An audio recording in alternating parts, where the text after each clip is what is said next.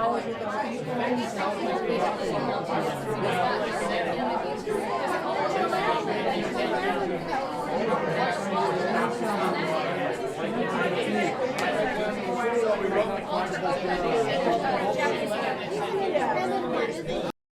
mundo de hoje é parecido com o de ontem apenas na fotografia. Do nascimento à morte, passando por todos os momentos da vida. Procriar, educar, amar, relacionar, trabalhar, envelhecer, morrer, nada mais fazemos como antes. A chegada da internet representa uma ruptura sem precedentes na história humana, e a pandemia só vem a exacerbá-la. Bem-vindo ao novo anormal. Jorge Forbes, presidente do Instituto da Psicanálise Lacaniana, é autor de mais de 10 livros. Além de sua clínica particular, atua como consultor empresarial de importantes corporações.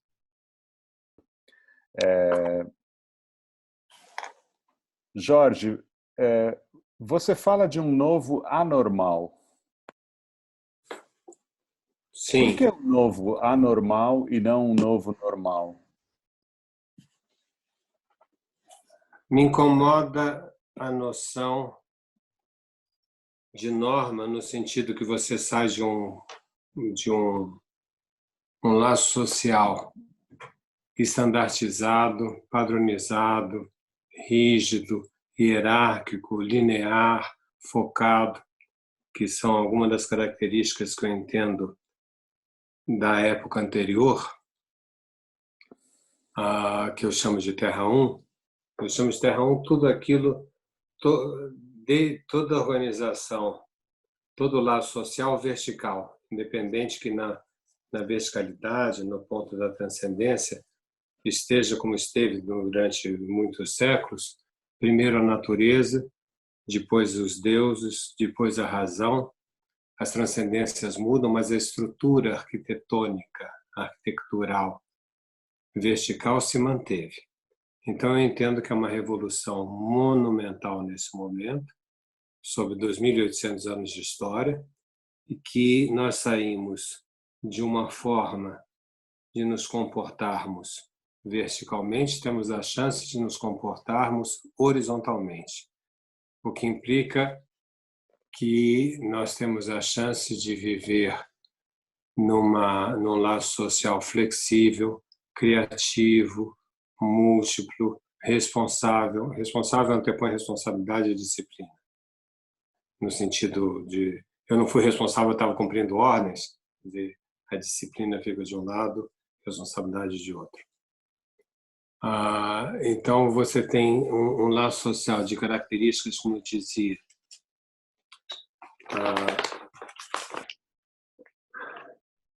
colaborativo, múltiplo, reticular, flexível, criativo.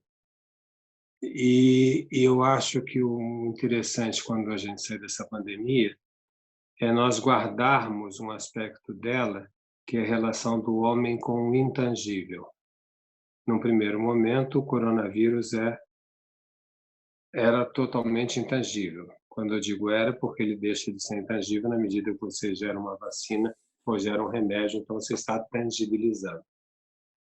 Mas eu acho que ele pode ir embora, eu espero que vá, mas que a gente possa manter um savoir-faire, um saber-fazer, numa relação da harmonia do homem, agora não mais com a natureza, não mais com os deuses, não mais com a razão, mas com o intangível. Então, nesse intangível, isso me leva a pensar numa ética, em 2 tempos para cada um, de inventar uma sua resposta singular da sua intangibilidade e de colocá-la no mundo, que é o que faz o artista, né? Um Van Gogh viu um girassol que só ele viu, ele inventou um girassol e ele inscreveu ele no mundo. Hoje em dia, quando você olha um girassol, você se remete ao girassol de Van Gogh. O mesmo poderia falar, se você vai à Bahia, não há como não se remeter. Sei lá, você passa pelo cais, não há como, se você tem um conhecimento mediano de literatura brasileira, não há como você não se remeter a Capitães da Areia, do Jorge Amado, e assim por diante. Então, eu diria que a grande chance é que nós possamos ter, agora em Terra 2, a ocasião de termos esse tipo de ética, da invenção e da responsabilidade, e não da conformidade. O que me assusta, não me assusta, mas eu acho ruim, eu acho preocupante, é que a gente saia de uma maneira padronizada de ser e estejamos construindo uma nova maneira padronizada de ser. Então, o termo novo normal me parece que responde a uma necessidade das pessoas terem um prato feito. Quando eu acharia mais interessante as pessoas terem que escolher o prato a cada instante. Em vez de ter um piloto...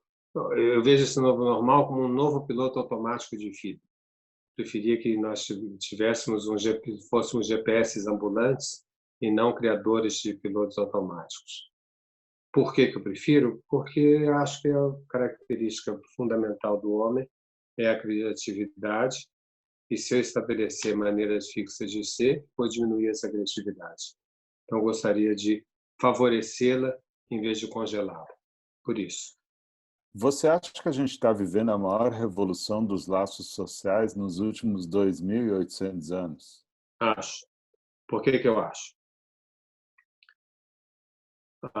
Primeiro, porque 2.800 anos. É o tempo da filosofia.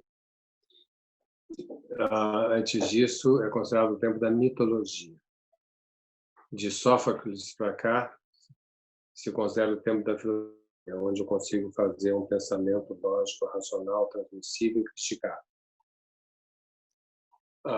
Num primeiro momento, quer dizer, partindo sempre da ideia que é necessário partir, que só o ser humano tem história porque só nós mudamos a maneira de viver.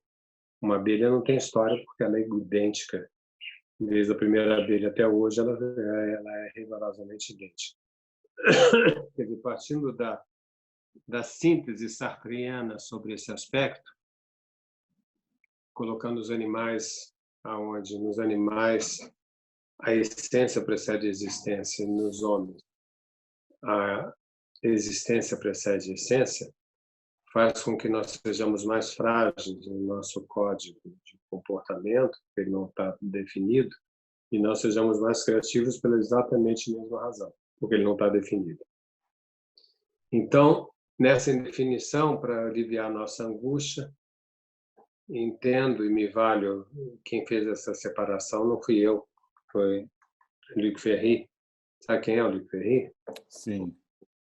O Luc Ferry, que nós somos muito amigos e trocamos muitas figurinhas. Mas só quero dizer que ele faz essa repartição, colocando, num primeiro momento,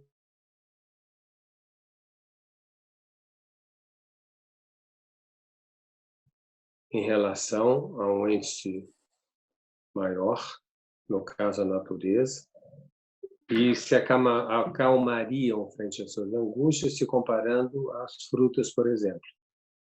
Você tem que ficar tranquilo, que um dia você nasceu, aí você cresceu, amadureceu, apodreceu, morreu, virou semente. A ética da natureza. Que ainda persiste quando você pergunta, você diz, sei lá, minha tia morreu.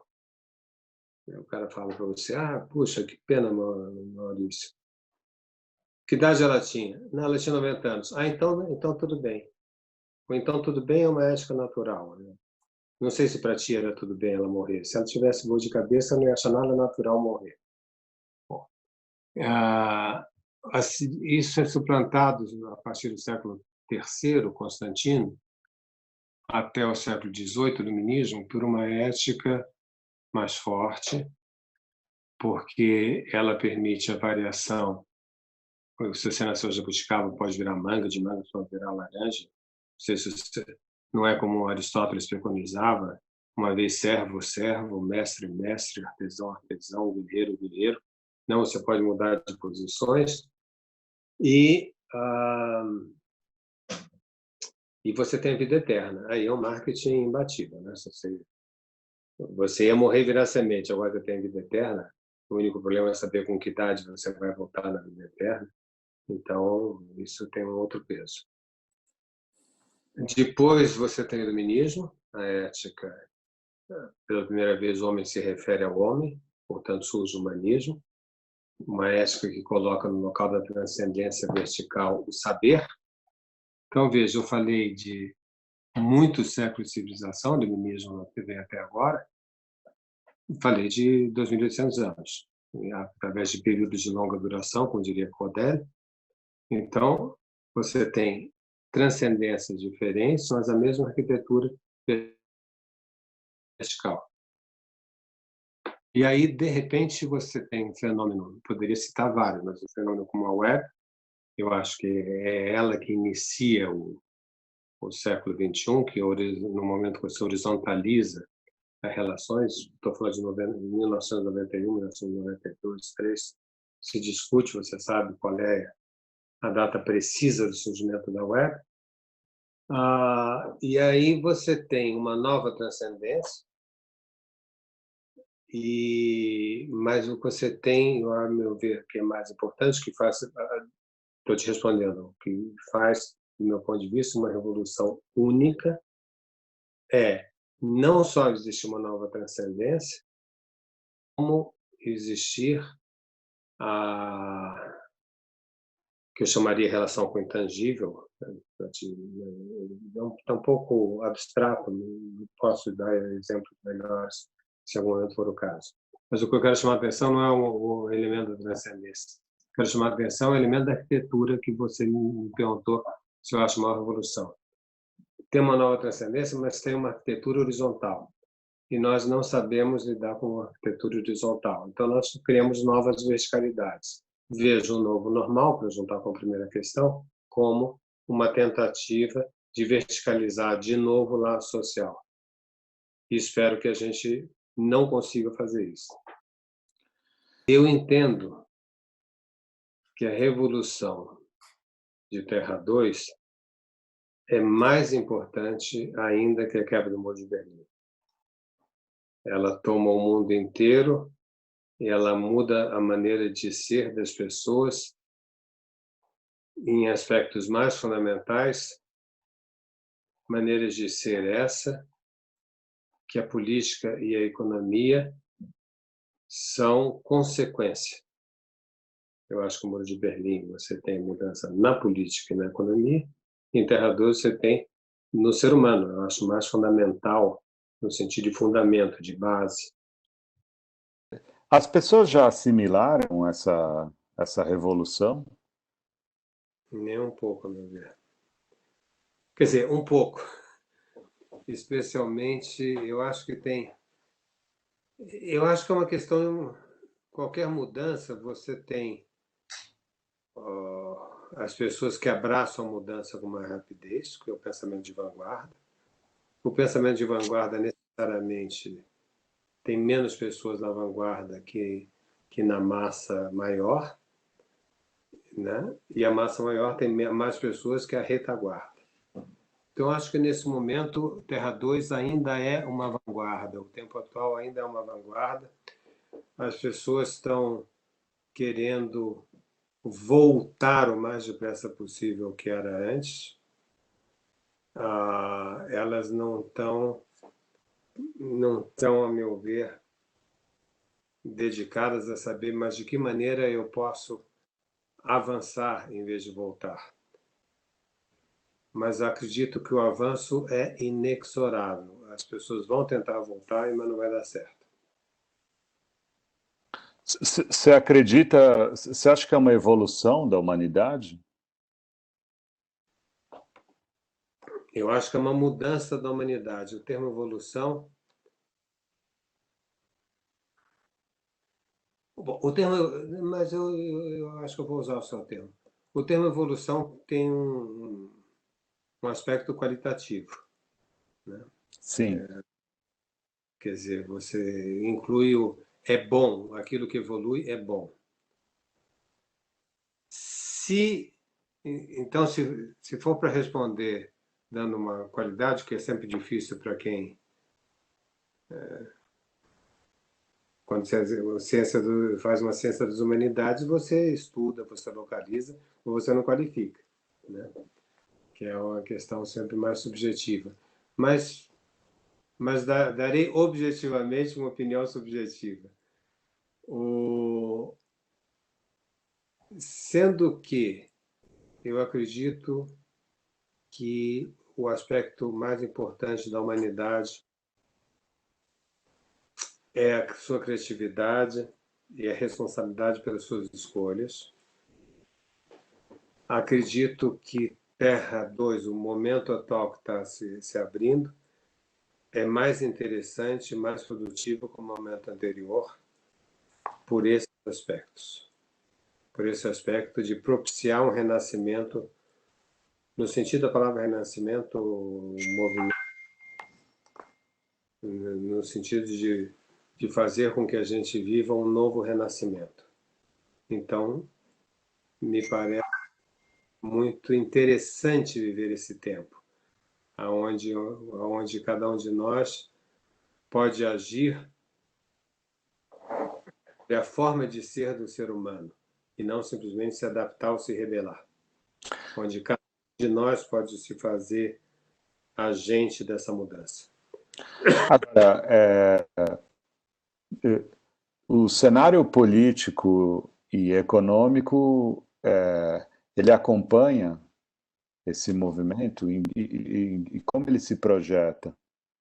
Eu acho que existe uma distância muito grande entre os projetos políticos desse momento e o avanço do mundo. E uma coisa não está acompanhando a outra. A revolução é tão forte que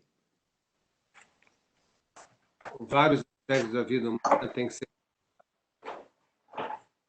Por exemplo, eu, como psicanalista, fui levado, ajudado por Lacan, que deixou as pedras para fazer esse trabalho, como a Sagrada Família. Lacan morre e deixa uma Sagrada Família para ser completada, né?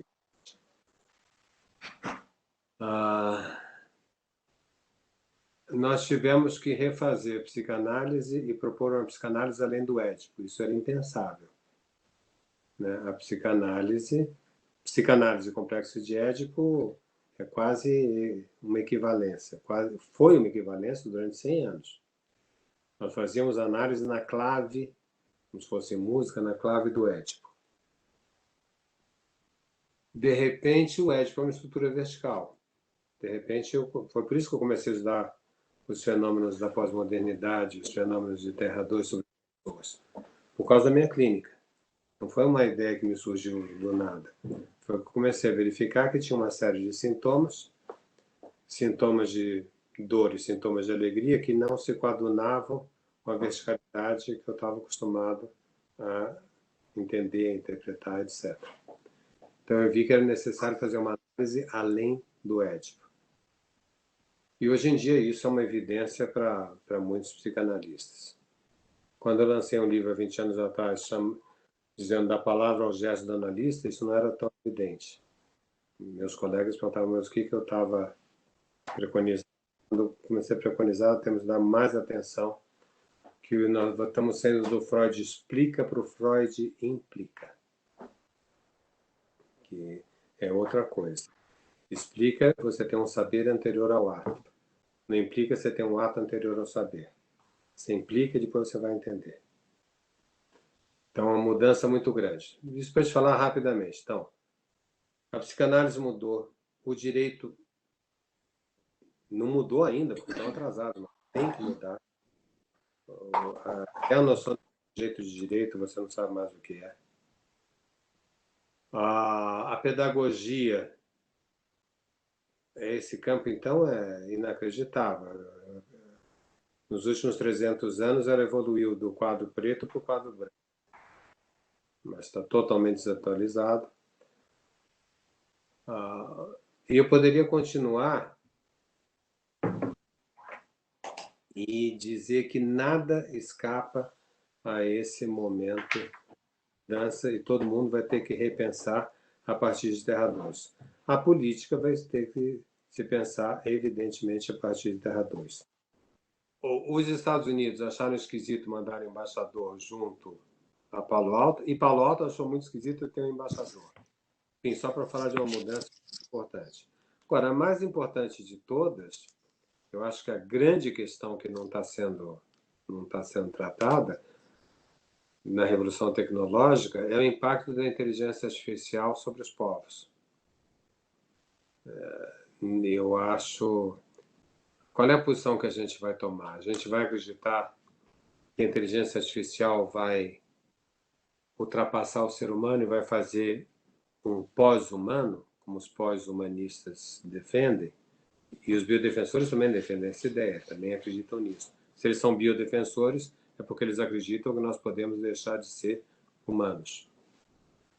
Ou será que não, que jamais os humanos poderão ser cifrados e, portanto, a espécie humana não deixará de existir, mas necessariamente nós teremos que trabalhar na interface com a inteligência artificial. Essa é a minha posição.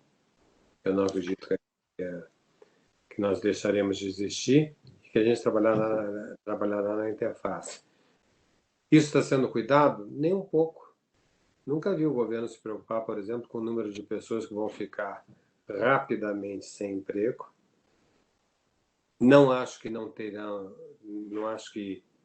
vai haver uma perda de empregos. Nós já tivemos perdas de emprego muito importantes, né? Ontem eu estava brincando com isso, não sei onde é que eu pus. Eu fiz uma lista para mim mesmo da perda dos empregos mas e dos ganhos dos empregos também. Só que aquele que perde o emprego não é aquele que ganha o emprego, porque você precisa ter uma qualificação que você não tinha. Então, nós temos que qualificar milhões de pessoas no mundo rapidamente. Isso não está sendo pensado.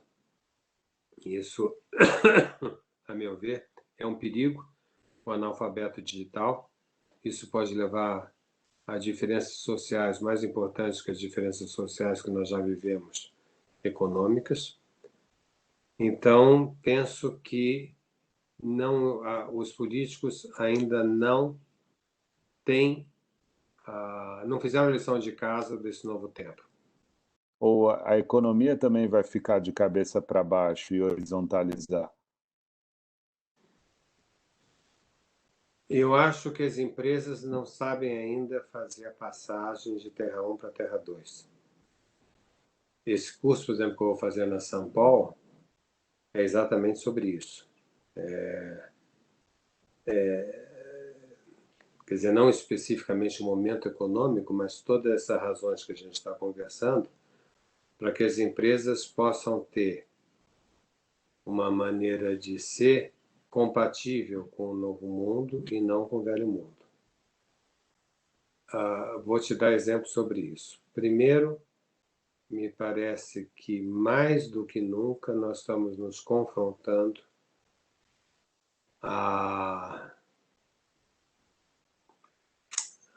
ao conceito schumpeteriano de destruição criativa.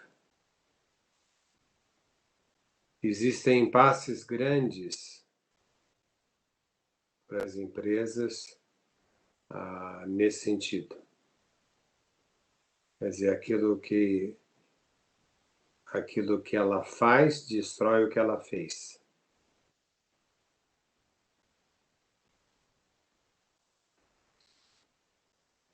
E ela vai ter que se haver com o fato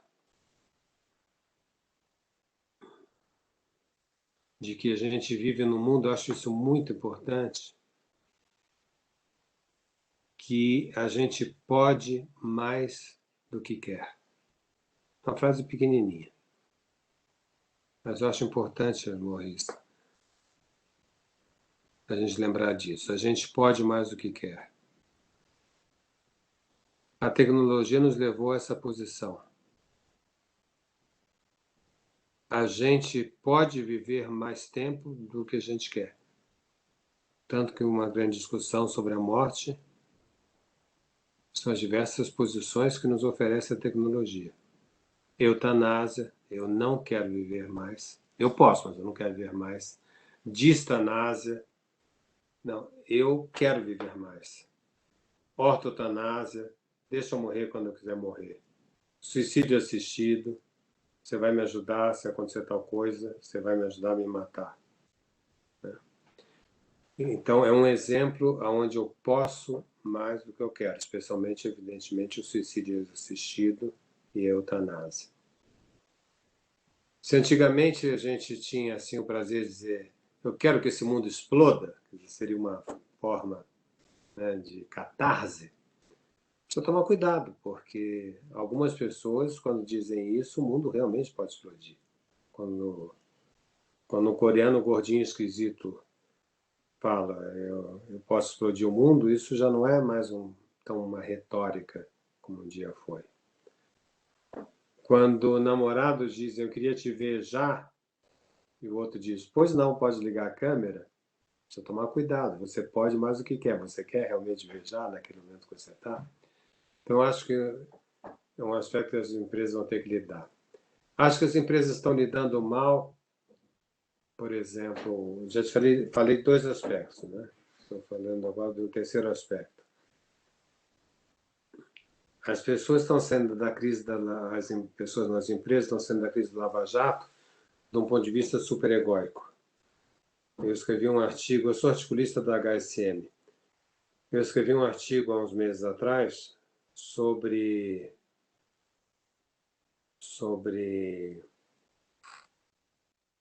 esse setor das empresas que ficam dizendo o que você pode e o que não pode fazer, o setor de compliance. Eu estudei as novas regras de compliance da Odebrecht, por razões óbvias. É a empresa que mais,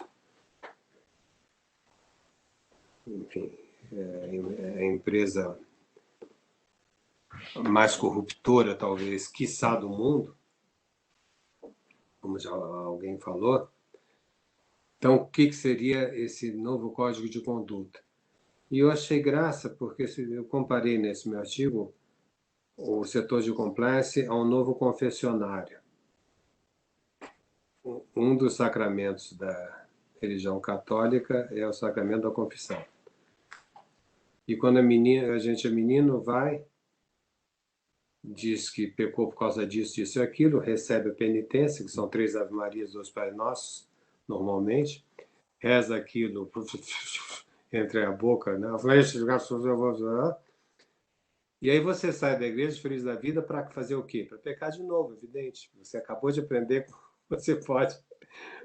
como você pode dar a continuidade.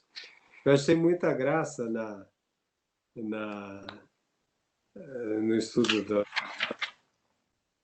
porque ela tenta dizer para o mercado, agora nós somos sérios, agora nós não vamos roubar, agora nós estamos controlando tudo, agora nós fizemos até o preço da caneta, o máximo da caneta que alguém pode te dar é a caneta Bic. Se não for Bic, você não pode receber o tal da caneta. Enfim, eu acho lamentável como não aprenderam nada e que, dado a regra, dado o novo normal, também surge um novo pecado. Então, você faz uma nova compliance, né? Evidentemente, você explica para as pessoas, se você quiser fazer uma coisa diferente, você tem que fazer de tal forma. Você está explicando o que vai ser feito. As empresas, a meu ver, os líderes empresariais vão ter que ser totalmente... Estou falando de agora o quarto setor que eu estou abordando. A liderança da empresa não tem mais nada a ver com a forma que ela era.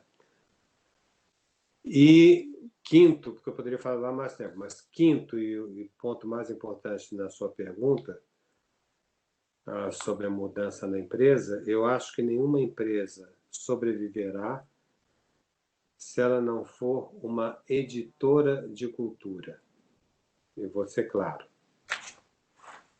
Se se ela não for uma editora de cultura, se ela não for uma curadora de cultura. Vou dar um exemplo, sim. A Petrobras ficou conhecida em épocas anteriores por ser uma grande patrocinadora de cultura e de esporte. Esse show foi patrocinado pela Petrobras, essa peça de teatro foi patrocinada pela Petrobras, esse time de basquete foi patrocinado pela Petrobras, e assim por diante. Isso, a empresa ganha dinheiro, ela pega um tanto desse com aquilo que ela aplica. Você não identifica o time de basquete que jogava com as cores da Petrobras, a Petrobras. Você não, na hora que você vai no posto de gasolina, vai pôr sua gasolina, você não vai pensar na equipe de basquete. Então, o patrocínio não tem uma... não traduz a cultura da empresa. Uhum. Que, aliás, era muito parca. A cultura da empresa era uma só, ter lucro, como você falou no começo. Competir e ter lucro. No mundo atual, acredito que essa forma de consumo não existirá. Ela não é que ela não vai existir porque é proibir, ela não vai existir porque as pessoas mudarão e terão escolhas mais qualificadas e menos voracidade inútil, como a gente vivia até pouco tempo. Isso a pandemia também ajuda. Eu escuto todos os dias de analisantes, né? Estou trabalhando por Skype, embora eu esteja num sítio, perto de Campos do Jordão, as pessoas estão vendo que elas podem viver muito, muito melhor com muito menos. Eu escuto todos os dias, eu estou ouvindo isso.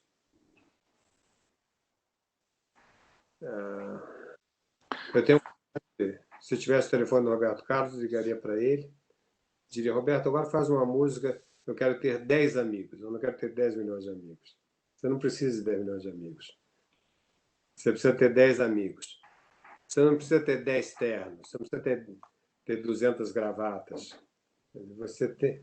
As pessoas dizem assim: nossa, se de repente minha vida se restringir, eu vou morrer porque eu preciso disso tudo. E aí não morreu.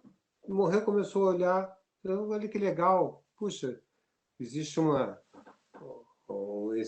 nova maneira de ser que é mais interessante que a maneira anterior.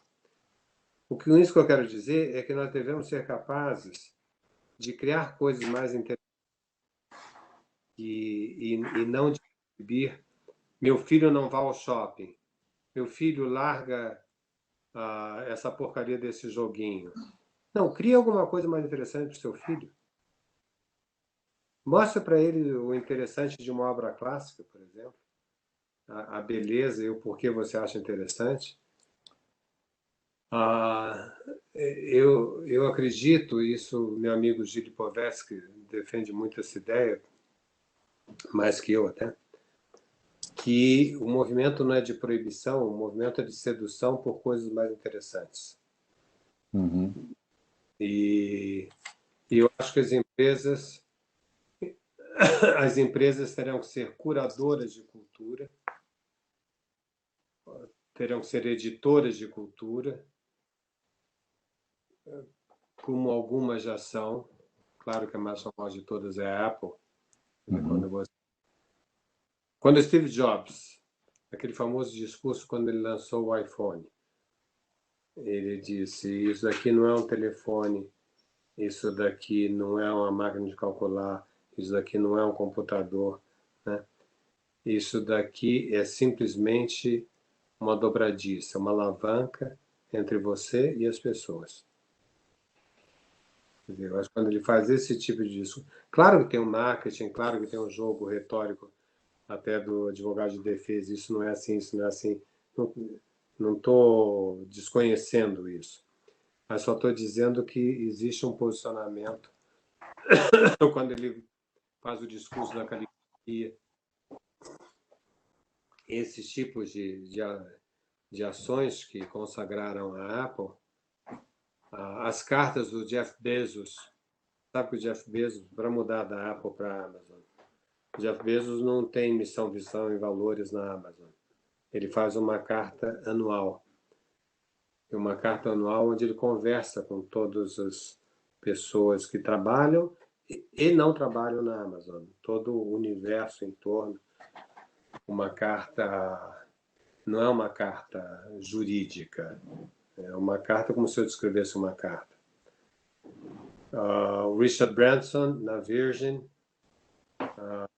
quebra a ideia de um trabalho identifica uma empresa. O que é a Virgin? Uma loja de disco? Uma companhia de avião? Uma empresa de tecnologia contra o câncer? Ela é tudo isso.